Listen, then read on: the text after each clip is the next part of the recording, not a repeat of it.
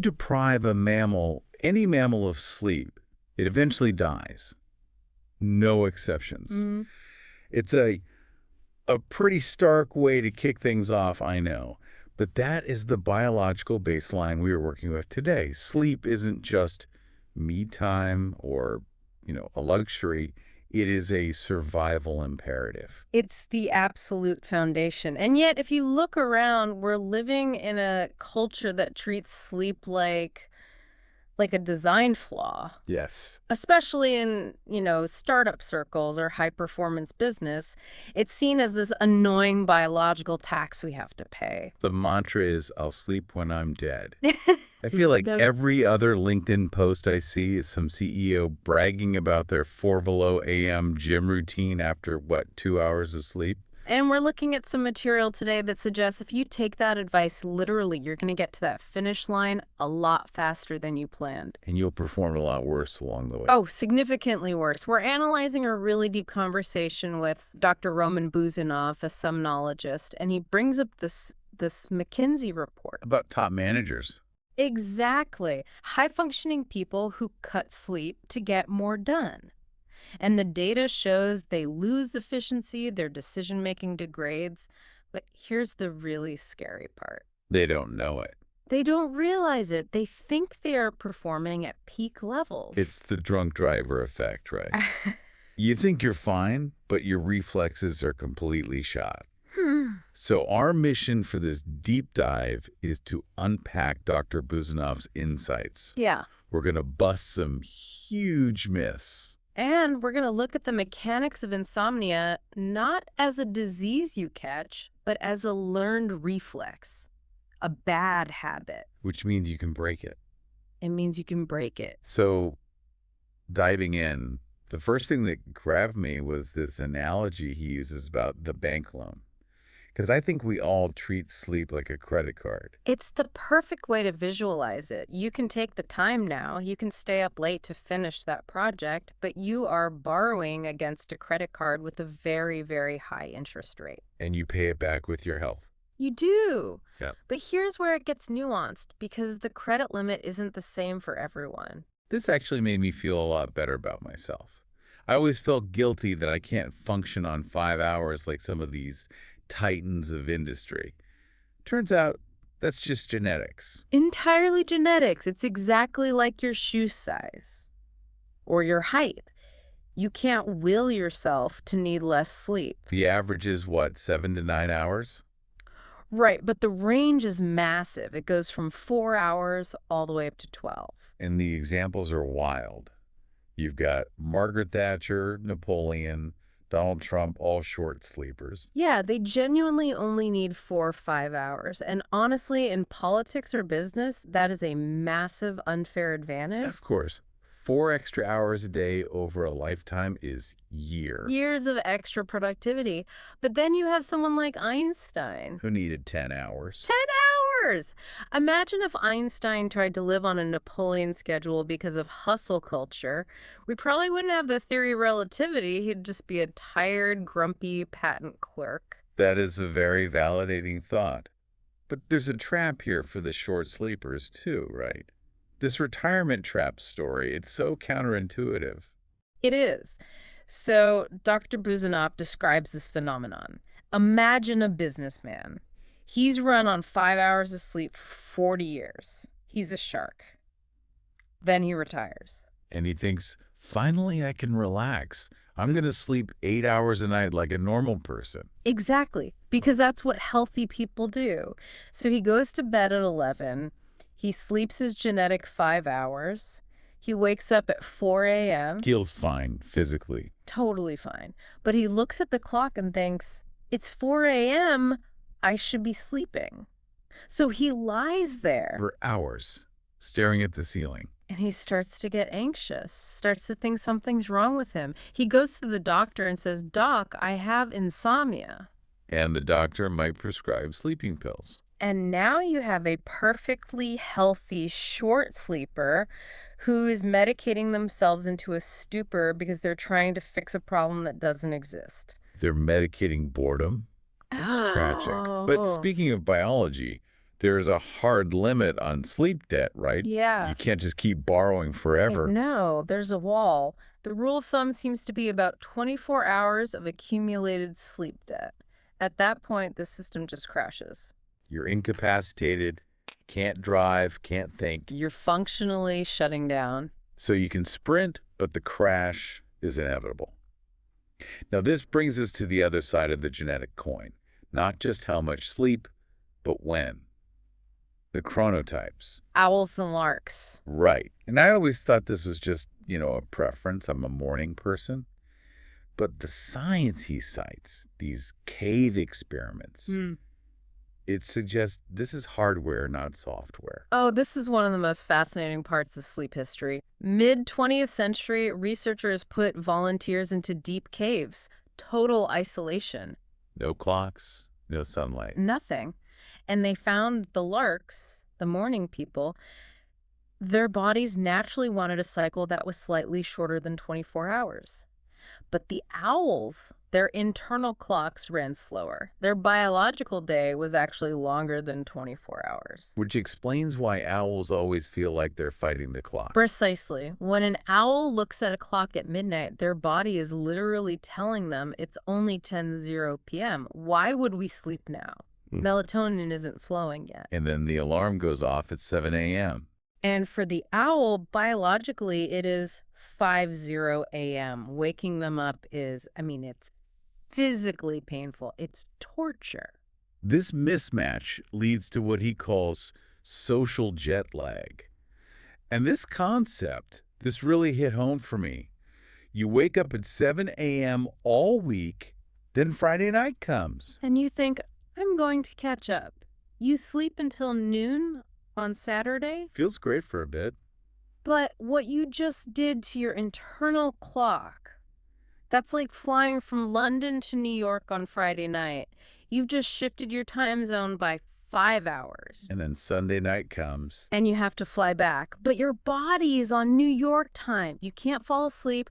Monday morning is brutal. It takes you until, Thursday to adjust. Just in time to do it all over again. Yeah. You're flying to a different continent every weekend, so can you fix it? Or are owls just doomed? You can adjust it, but it requires rigid consistency. You can shift your clock by about 1 hour per day, but you have to do it on weekends too. Oof. That's the part that hurts. No sleeping in on Saturdays. Not if you want to stop the jet lag.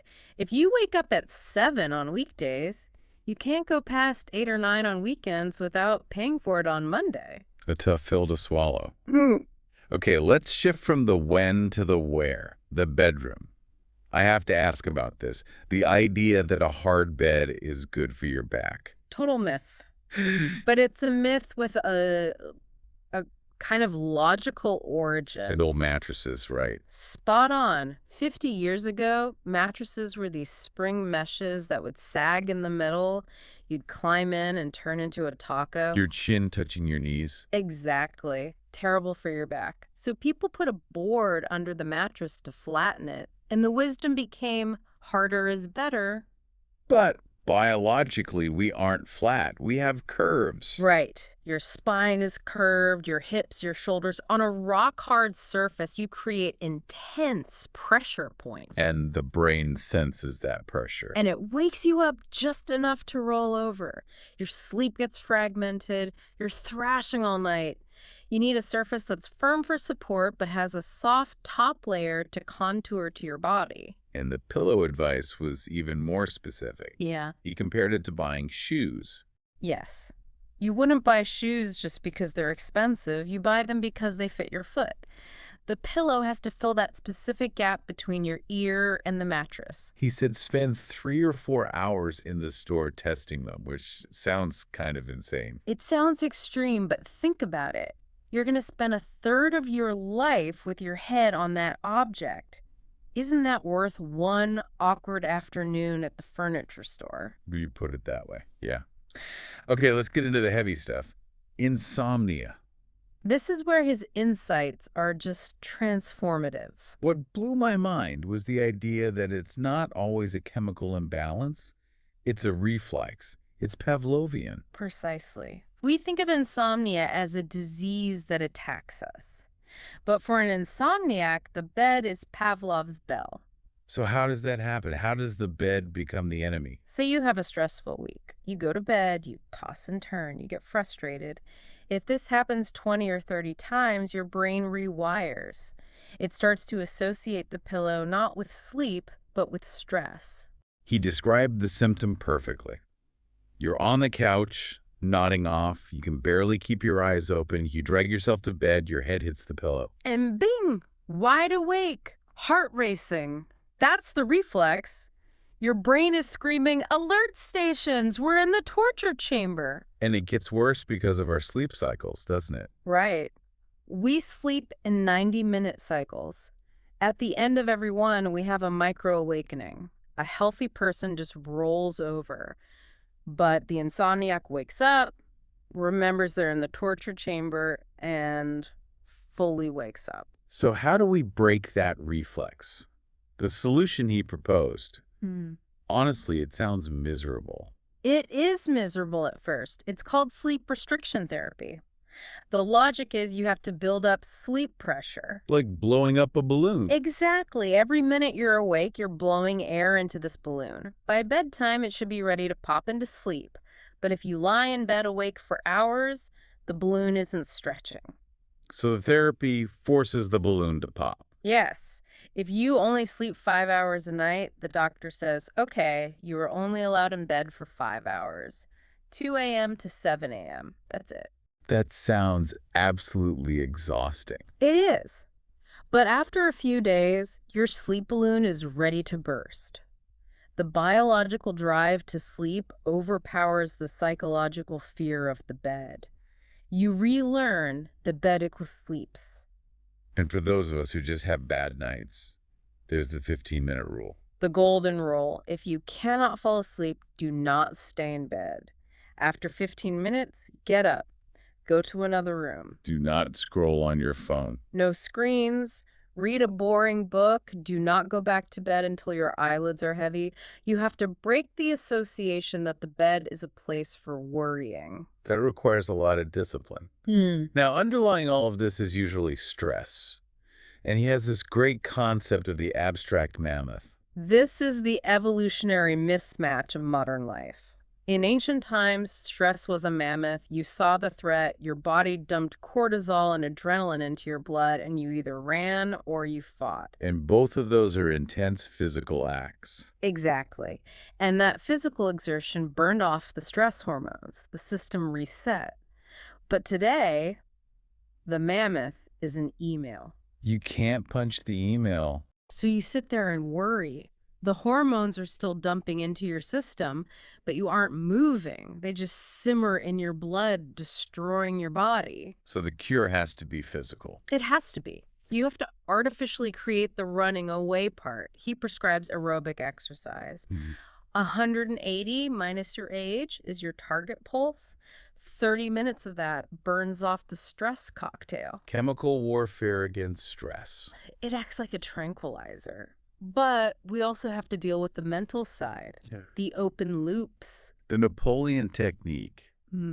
This is brilliant for overthinkers. The problem is your brain is afraid it will forget the problem, so it keeps rehearsing it. It's keeping the file open in the RAM. Exactly. The Napoleon technique is setting a specific worry time, say 6:00 p.m. for 20 minutes. If a worry pops up at 10:00 p.m., you write it down. You tell your brain, we have an appointment to worry with this tomorrow at 6:00. It gives your brain permission to let go. It clears the working memory. Okay, quick rapid fire on myths before we wrap. Sleep before midnight is worth double. My grandmother swore by this. A total myth. The body doesn't know what time the clock says. It cares about the cycle of light and dark. He used that example of living on New York time in Moscow. Right. If you black out your room and use light alarms, you could sleep from 4 a.m. to 11:00 a.m. every day. As long as you're consistent, your body adapts perfectly. Okay, second one, the nightcap. A glass of wine to help you sleep. A dangerous one. Alcohol is a sedative, yes, it knocks you out. but it destroys your sleep architecture. Oh, so. Well, as your liver metabolizes it, the alcohol cleaves out of your system halfway through the night. Your nervous system, which was suppressed, rebounds into hyperarousal. And that's why you wake up at 3 a.m. heart pounding. Exactly. It helps you lose consciousness, but it prevents you from actually resting. Final point, lucid dreaming. Yeah. This was mentioned at the very end of the source material. It sounds cool being the director of your own dream movie, but Dr. Buzanov had a warning. He did. He sees patients who get addicted to it. He mentioned his security guard with a really mundane job who became obsessed with lucid dreaming because his dream life was better than his real life. And that's the danger.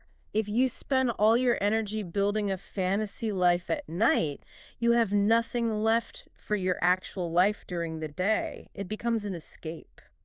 That really stuck with me. Is the goal to sleep better so we can live better? Or are we trying to sleep better to avoid living? It's a profound question. Sleep should be the fuel for your life, not a replacement for it. I think that's the perfect place to land. The science of sleep isn't about magic pills or expensive gadgets. It's about rhythm, discipline, and maybe, getting a better pillow. And definitely managing that mammoth. So, tonight, try the Napoleon technique. Or if you find yourself staring at the ceiling, get up. Break the cycle. Thanks for listening to this deep dive. Sleep tight.